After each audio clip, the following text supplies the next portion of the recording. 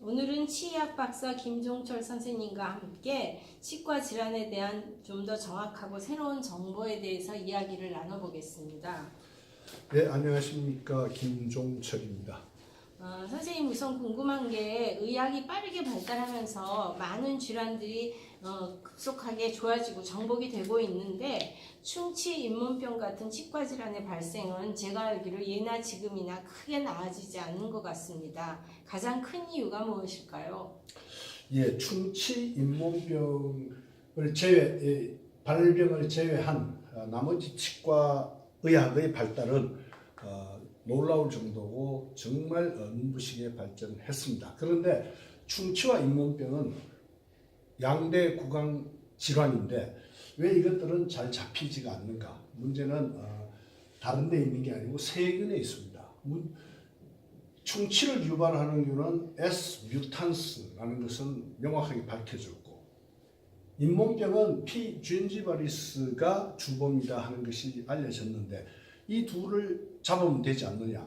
물론 맞는 이야기입니다. 그런데 구강 내에는 우리가 태어나서 울음을 터뜨리는 순간부터 공기 중에 세균들이 들어와서 자리를 잡고 서식을 합니다.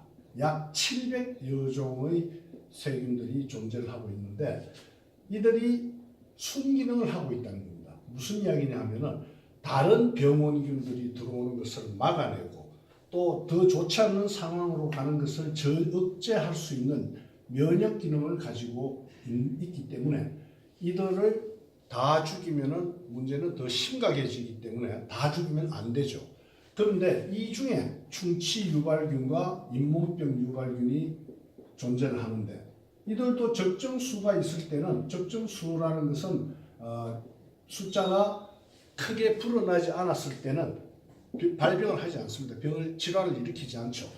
그런데 이들이 숫자가 획기적으로 10배, 수백 배 이렇게 늘어나면은 발병을 하는 병원균으로 돌변을 하는데 이 둘을 죽이기 위해서 항균, 합성물질이라든지 다양한 강력한 항균제를 쓴다면 다른 순기능을 하는 균들도 다 함께 죽이기 때문에 이들 둘만 죽인다는 것이 어렵기 때문에 질환이 그렇게 정복이 잘 안 되고 있는 실정입니다.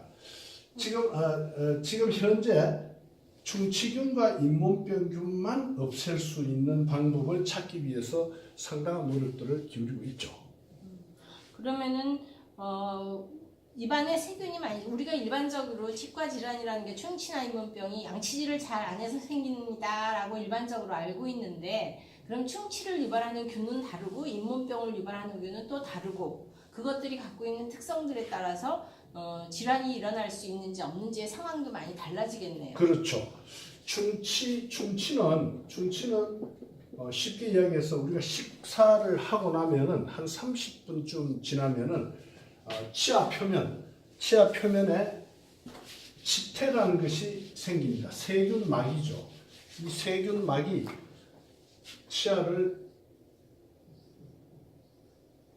치아가 이렇게 있고 잇몸이 덮여 있는데 식후 30분에서 1시간 지나면은 치아 표면에 세균막이 형성이 되기 시작합니다. 이렇게 세균막이 형성이 되어서 잇몸을 기점으로 위에 형성된 거, 치아 표면에 형성된 거 이런 것들을 치은 연상 치태라고 부르는데 세균 덩어리죠. 이게 이를 잘 닦지 않고 음식물을 계속 섭취를 하게 되면은 서서히 정식이 일어나기 시작하고 이 바닥, 치아 표면과 붙은 이 바닥 쪽에서는 치태의 바닥면에서는 세균들이 활발하게 정식을 해서 먹은 당분을 이용해서 젖산을 만들게 됩니다. 이 산도가 강해지기 시작하면은 치아 표면은 녹아내리죠. 탈회가 일어납니다. 탈회가 진행되어서 충치로 이제 이행이 되는 거고 치은 연하 치태 이 속에 있는 속으로 내려간 정상적으로 잇몸과 치아 표면 사이에는 약 1mm 정도의 틈이 있는데 이 틈이 점점 더 이를 관리 잘 하지 않으면은 점점 내려가고 깊어지게 되겠죠. 이 속에는 산소가 필요 없는 곳에서 활성도가 뛰어난 쥔지버리스라는 균들이 모여서 염증을 일으키게 되고 이 염증에 의해서 치아가 심어져 있던 뼈 자체가 뼈의 레벨이 이 정도 꽉 차 있다가 서서히 내려가서 이렇게 점점 더 뼈가 흡수가 되면은 치아는 저절로 흔들리게 되고 빠지게 되죠. 그래서 이 치연 연상 지태에서 만들어진 산은 여러 균들이 작용을 해서 산을 만들었는데 자기들이 만든 산에 견디지를 못하고 자기들이 다 죽습니다. 그러나 뮤탄스라는 균은 S 뮤탄스는 산을 견디는 힘이 엄청 강하기 때문에 이 속에서 번식을 지속적으로 해서 충치를 더 심화시키는 역할을 하기 때문에 S 뮤탄스가 충치의 주범이다 이렇게 이야기를 하는 것이고, 잇몸병균은 점점 깊이를 더해가면서 산소가 전혀 없는 곳에서 활발하게 활동을 해서 나중에는 결국은 고름을 만들어내고 치아 전체를 못쓰게 만드는 파괴적인 염증을 진행시키는 주범이 바로 P. gingivalis라는 겁니다. 그렇다면 이제 간략하게 얘기하면 충치는 산이 강한 환경에서 더 잘 번식하는 뮤탄스균이, 또 잇몸병은 산소가 없는 잇몸 속에서 잘 버티는 진지발리스균이 주범이라고 할 수가 맞습니다. 있겠네요. 네. 그렇다면 이러한 것을, 그러니까 다른 균들은 좀 적정수를 유지하면서 이 균만 좀 확실하게 잡아줄 수 있는 그런 물질은 아직 개발이 안 되고 있나요?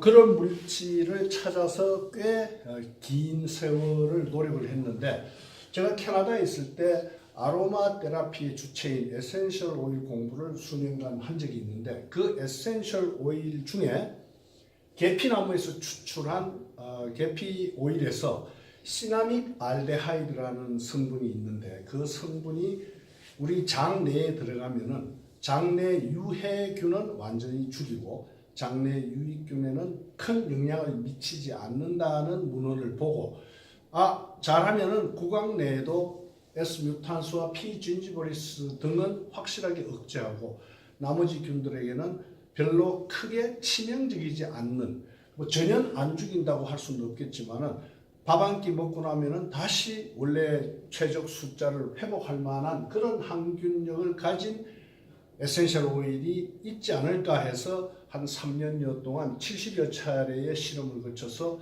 한 조합을 완성을 했죠. 결국은 천연 물질인 그런 효능을 가진 물질을 찾으신 거네요. 그렇습니다. 그럼 그를 활용해 가지고 무슨 제품, 치약 이런 것들을 만드신 건가요? 예, 제가 치치약이라는 치약을 만들어 놓고 이 치약으로 엄청나게 많은 다양한 실험, 항균 실험, 항균 속도, 항균 지속 시간 등은 물론이고 임상 실험을 국내외 대학에서 실시를 했는데, 국내에서 한 실험은 잇몸 질환에 의한 구취, 입냄새가 아주 심한 환자들을 대상으로 임상 실험을 해서 약 90% 이상의 개선 효과를 확인했습니다. 그리고 중국 북경 치과대학에서 잇몸병 환자들을 대상으로 한 실험에서도 괄목할 만한 중국 의사들이 정말 확실하게 효과가 있다고 인정받을 수 있는 그런 데이터를 결론적으로 얻었습니다.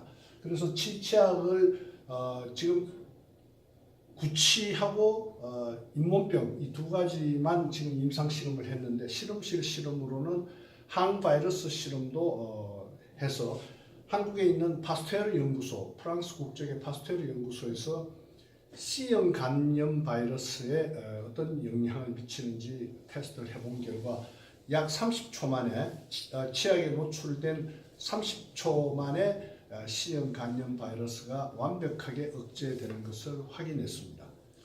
그러면 이 치약이 항균력뿐만이 아니라 뭐 바이러스나 곰팡이균에 대한 것도 하셨나요?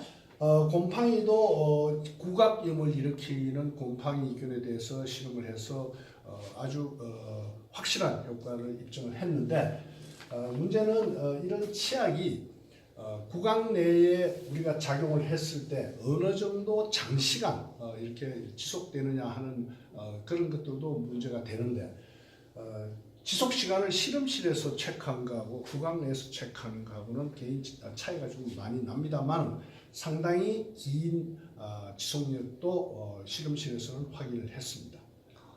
이렇게 이제 항균력, 뭐 항바이러스, 곰팡이균에 대한 효과가 좋다면은 요즘 최근에 제가 듣기로는 구강 내 세균들이 전신 질환들, 뭐 예를 들어서 뇌혈관 질환이나 심혈관 질환들, 뭐 당뇨, 치매 이런 것들과도 연관성이 있다는 얘기를 많이 들었거든요. 예. 그래서 그거에 대한 연관성에 대해서도 간단하게만 설명을 좀 부탁드립니다. 지금 특히 문제가 되는 것이 진지버리스인데 잇몸 속에서 진지버리스가 기하급수로 불어나게 되고 잇몸은 부어서 건드리기만 해도 피가 흐르는 이런 상태가 되면은 이 진지버리스균이 혈류로 유입되게 되고 혈관을 따라서 전신을 돌면서 뇌혈관 질환이나 심혈관 질환에 지대하게 큰 영향을 미친다는 보고가 나오고 있습니다.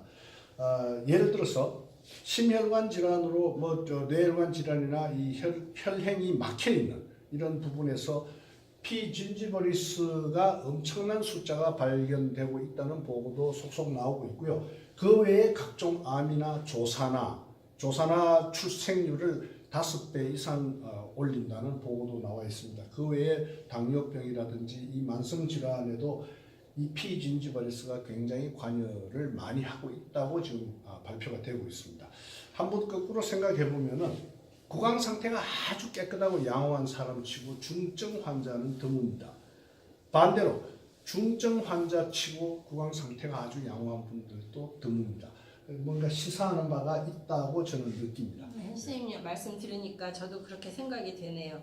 또 한 가지요. 이 치약을 사용했을 때 개인차가 있겠고 구강 내 상태에 따라서 다 다르기는 하겠지만 이 치약을 어느 정도 사용을 해야 염증에 감소한다 하는 느낌을 느낄 수가 있을까요? 사용하는 순간부터 염증은 줄어든다고 실험으로는 나타나고 있는데 문제는 지금 현재 그 환자의 상태, 그 사람의 개인적인 상태가 만약에 염증이 잇몸 표면에만 이렇게 아주 얕게 있다. 이러면은 한 일주일 정도만 써도 깨끗하게 염증이 가라앉겠죠. 그러나 깊숙이 들어가서 이미 많이 진행되어 있는 경우에는 치약액이 아무리 닦아도 이 속으로 들어갈 수가 없습니다.